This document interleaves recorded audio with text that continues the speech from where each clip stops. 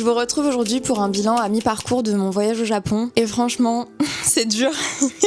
Ça fait 4 jours déjà que je suis ici. Enfin là, c'est le 5e jour. Et ouais, honnêtement, c'est super difficile. Probablement bien plus que ce à quoi je m'attendais. Et je vous avoue qu'aujourd'hui, quand je me suis réveillée, j'étais un peu mitigée, un peu déprimée. Et je me demande si c'est vraiment l'opportunité rêvée à laquelle je pensais d'être venue ici. Ou alors si c'est pas plutôt une grosse désillusion et une grosse erreur. Je vais vous débriefer un petit peu pourquoi et vous expliquer ce qui fait que je suis pas 100% convaincue à date que ce soit l'idée du siècle d'être venue au Japon pour acheter des sacs de luxe. Donc déjà, au cours des 4 derniers jours, je me suis rendue dans plus de 20 magasins à tous les coins de Tokyo. Et quand je dis Tokyo, je veux plutôt dire des villes autour de Tokyo. J'ai passé beaucoup de temps dans les transports, donc déjà c'est épuisant. Donc j'ai fait plus d'une vingtaine de magasins pour trouver 2 articles.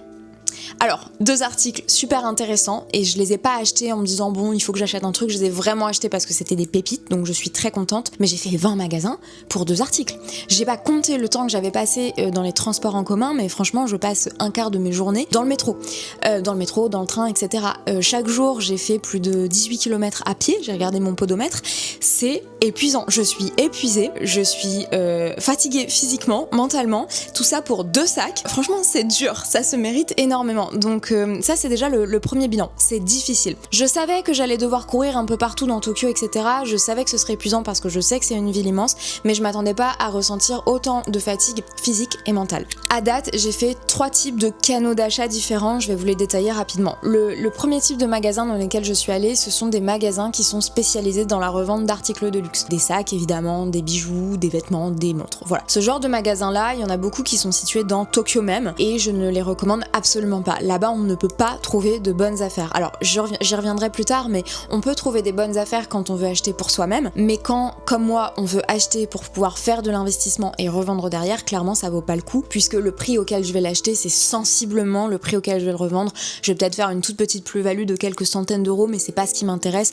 quand j'investis plusieurs milliers d'euros dans un article. Ce genre de magasin-là, clairement, j'ai arrêté. Le deuxième type de magasin dans lequel je me suis rendue, et ça, ce sont les magasins les plus intéressants, mais aussi les plus difficiles, ce sont les magasins qui font de la seconde main généraliste, donc c'est-à-dire qu'ils vont à la fois vendre de l'électroménager, de la vaisselle, des jeux vidéo, comme des vêtements et des articles de luxe. Et donc ces magasins-là, les plus intéressants, ce sont ceux qui sont situés le plus loin possible de Tokyo, donc vraiment dans la banlieue.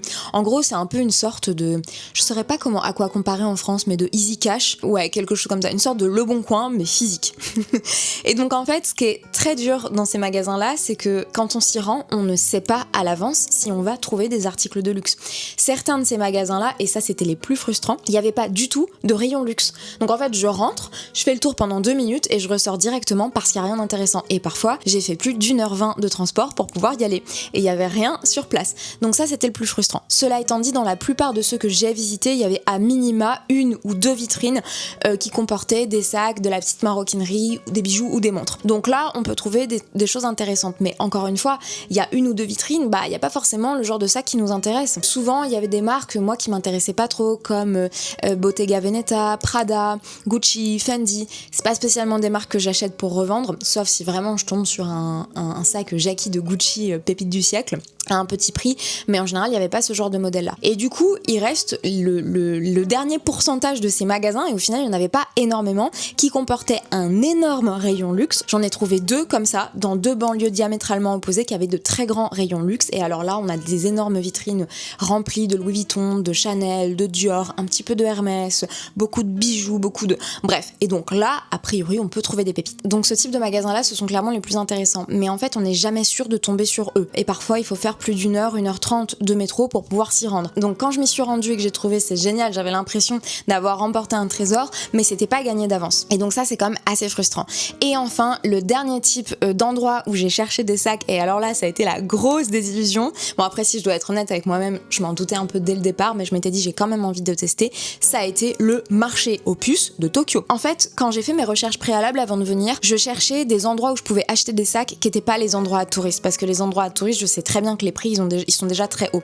Donc je cherchais des choses un peu différentes et j'étais tombée sur un blog qui parlait du marché aux puces de Tokyo et qui disait qu'on pouvait réussir à dénicher des pépites. Donc j'y suis allée, c'était samedi matin, il y avait un monde incroyable. Alors il y avait plein de stands qui vendaient absolument de tout, il y avait pas mal de stands qui vendaient des sacs, mais en réalité ça a été la douche froide parce qu'il y avait très peu de marques de luxe, il y avait beaucoup de marques Coach. Apparemment les japonais raffolent de la marque Coach, donc pour moi c'est pas du tout une marque de luxe, c'est une marque premium, c'est pas une marque d'investissement. Donc il y avait beaucoup de modèles Coach, il y avait un petit peu de Fendi, un petit peu de Prada, un peu de Cartier, qu'est-ce qu'il y avait, du Lanvin, du Courrèges, ce genre de choses, mais clairement pas vraiment de marque de luxe. Il y a eu quelques articles de chez Dior et je crois quelques articles Louis Vuitton, mais c'est tout. Et surtout en fait là où j'ai énormément déchanté à ce fameux marché aux puces, c'est que les rares articles Dior que j'ai pu regarder, donc des pochettes vintage, des petits porte-monnaies, etc., c'était à 90% tous de la contrefaçon. J'en suis sûre et certaine. Donc du coup ça a été une grosse douche froide parce que j'y suis allée un peu pour rien. J'ai passé plus de 2 heures là-bas à errer entre toutes les allées du marché aux puces parce que je voulais être sûre de rien rater et au final je suis repartie bredouille. Après je préfère être repartie bredouille plutôt qu'avoir pris le risque d'acheter une contrefaçon et en dehors de ça j'ai trouvé que les prix au marché aux puces étaient assez élevé, en tout cas parfois plus élevé que dans certains magasins de seconde main que j'ai fait dans différentes banlieues. Donc clairement ça valait pas le coup. Cela étant dit, à mi-parcours de mon voyage, je ne suis pas non plus bredouille. J'ai trouvé à date 2 sacs incroyables que je vais vous montrer, tous les deux trouvés dans le même magasin. Donc c'est ce sac Chanel rouge, ce petit modèle caméra de la période 1989-1991 qui est en très bel état, il nécessitera une petite hydratation mais ça va être très rapide. Et ce sac Chanel là, également un joli modèle vintage qui date de la même période ou alors c'est plutôt début des années 90, je me rappelle plus trop, faudrait que je regarde l'hologramme, qui lui est dans un moins bon état et c'est pour ça qu'il était à tout petit prix mais que je vais pouvoir très facilement rénover. Les deux, je les ai eu tous les deux, chacun à 606 €. C'est des sacs absolument pépites. Celui-ci, je vais pouvoir le revendre en moyenne aux alentours de 2000 €, donc je vais pouvoir faire quasiment plus de x3 même avec ce sac, et celui-là, je vais pouvoir le revendre en moyenne 1500 €, donc je vais faire plus de x2. Donc ce sont vraiment deux articles super intéressants que je ne regrette absolument pas d'avoir acheté. En plus de ces articles-là, j'en ai identifié d'autres, mais que j'ai décidé sciemment de ne pas acheter. Je vais vous expliquer pourquoi. Je vais vous montrer les articles que j'ai repérés. Le tout premier article que j'ai repéré, c'est ce sac cabas noir de chez Chanel qui était aux alentours de 600 €. Ce sac cabas, potentiellement, il peut se revendre 1200, 1300 € en fonction de sa rénovation. Donc ça aurait pu être un bon investissement, mais je suis retournée le voir hier pour la deuxième fois. Je l'ai fait sortir de la vitrine, je l'ai bien regardé, je l'ai touché, et en fait, j'ai eu quelques doutes sur son authenticité, notamment sur le cuir qui n'était clairement pas du cuir d'agneau de cette époque de Chanel, donc du coup j'ai décidé de passer mon chemin parce que j'avais pas confiance. Même si le sac a passé la vérification de Untrepty, clairement le cuir me mettait pas du tout à l'aise. Le deuxième article que j'ai repéré, c'est cette ceinture-là de chez Hermès, qui est vraiment un modèle très classique, le fameux modèle H, dans une couleur qui est très recherchée, camel. Cette ceinture, elle était vendue aux alentours de 200 €. Ce genre de ceinture, je sais que je peux le revendre entre 400, 450, 500 € maximum si elle est vraiment en super état. Donc vous allez me dire, c'est plutôt un bel achat, mais en réalité, une fois que je vais payer mes frais de douane, je vais m'en sortir pour 240, 250 € de cette ceinture. Si c'est pour la revendre 450 et gagner 200 €, bah en vrai, j'ai la flemme, tout simplement. Le troisième article que j'ai repéré, c'est ce sac Chanel marron qui était aux alentours de 700 €. Le marron revient beaucoup à la mode cette année, ça reste un très joli sac Chanel en cuir d'agneau, ultra doux, etc. Un modèle un peu passe-partout. Donc j'aurais pu acheter ce sac, mais clairement, c'est pas non plus un modèle emblématique de la marque et je sais que je vais pouvoir le revendre aux alentours de 1100, 1200 €. Donc pareil, une fois que j'ai payé mes frais de douane, bah, il va me rester quoi ? Il va me rester 300, 350 € sur ce sac, donc beaucoup moins intéressant que ceux que je viens de vous montrer sur lesquels je vais pouvoir doubler, voire tripler ma mise.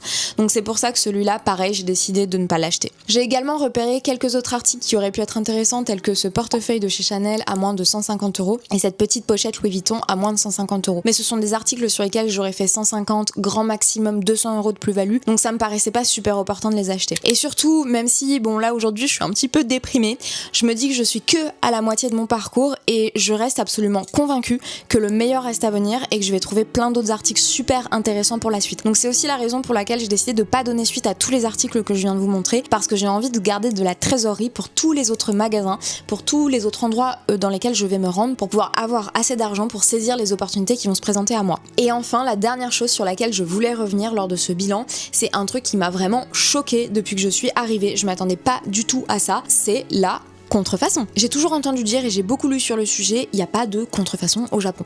Le Japon a une législation ultra stricte en ce qui concerne la contrefaçon, du coup on est sûr à 100% de ne pas en trouver, on peut y aller en toute confiance. En fait, pas du tout. C'est faux. Il y a de la contrefaçon. Alors, il y en a beaucoup moins que dans d'autres pays, c'est certain. Est-ce qu'il y en a moins qu'en France? Je sais pas. Je pense que la législation est plus dure au Japon qu'en France. Peut-être que certains des endroits où je me suis rendue où il y avait de la contrefaçon, ce n'était pas vendu sciemment, mais clairement, le marché aux puces, les gens savaient très bien qu'ils vendaient de la contrefaçon. C'était de la mauvaise contrefaçon. Et donc, en fait, je me rends compte que depuis que je suis arrivée, il y a, hormis le marché aux puces, il y a 2 magasins dans lesquels j'ai trouvé de la contrefaçon. Un où j'en suis sûre à 300%. Le deuxième où j'en suis pas sûre à 100%, mais j'ai quand même un gros doute. Et donc moi dans ce cas de figure, quand je rentre dans un magasin et que je vois qu'il y a une contrefaçon, en fait je me mets à douter sur l'ensemble, parce que je me dis s'ils ont réussi à laisser filtrer un sac qui n'est pas un vrai sac, potentiellement il y en a d'autres. Tout ça pour vous dire qu'il faut absolument redoubler de vigilance quand vous venez au Japon et que vous achetez des sacs de luxe. Ça fait plusieurs années que je suis dans ce milieu-là et donc j'ai l'habitude de voir, de toucher, d'ouvrir des sacs Chanel, Dior, Louis Vuitton, donc je sais reconnaître la qualité du cuir, je sais reconnaître les points de couture, je sais reconnaître le marquage, mais si vous n'avez pas de formation sur le sujet, il faut vraiment être super vigilante. Bref, donc comme vous l'aurez compris, je suis un peu mitigée à la moitié de mon parcours au Japon. Je me demande vraiment si c'était une bonne idée de venir ici. Franchement, avoir fait tout ce déplacement, avoir dépensé autant d'énergie, de temps, d'argent pour à date trouver 2 sacs, c'est un peu frustrant, je vais pas vous mentir. Après, quoi qu'il en soit, l'expérience est ultra excitante et surtout je ne me décourage pas parce que je sais que je ne suis qu'à la moitié de mon parcours et j'ai prévu de me rendre dans d'autres lieux et dans d'autres magasins et j'en ai surtout gardé un qui, à mon avis, sera la cerise sur le gâteau de ce voyage. C'est vraiment le magasin le plus prometteur que j'ai repéré depuis le début. Donc voilà, j'ai hâte de vous emmener avec moi pour la suite. J'espère pouvoir dénicher plein d'autres sacs, plein d'autres pépites. Quoi qu'il en soit, comptez sur moi pour n'acheter que des choses qui sont de vraies opportunités. Je veux pas acheter quelque chose par dépit en me disant j'achète un truc pour acheter un truc. Non, si j'achète un truc, c'est que c'est une vraie pépite que j'aurais pas pu trouver mieux ailleurs. Surtout, souhaitez-moi bonne chance et on se retrouve dans le prochain épisode pour la suite du voyage. Et si vous êtes intéressé par l'investissement dans les sacs de luxe, j'en profite pour vous rappeler que le jeudi 9 avril, j'organise un atelier privé pour vous apprendre à investir dans les sacs de luxe et commencer à générer vos premiers revenus complémentaires. L'inscription à cet atelier est entièrement gratuite et pour vous inscrire, le lien est dans la description de cette vidéo. Je vous dis à très vite.